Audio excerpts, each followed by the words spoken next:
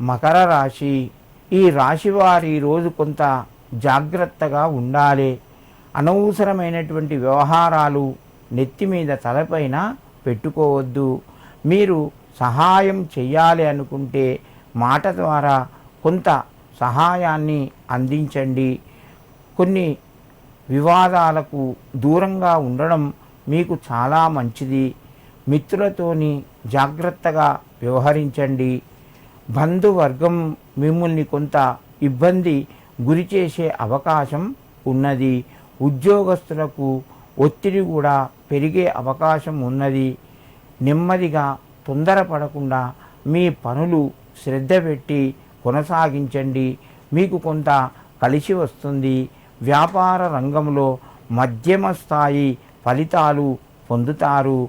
మకర రాశి వారు ఈరోజు ఏదైనా ఆహారాన్ని కొంత పక్షులకు దానం చేయండి, పెట్టండి.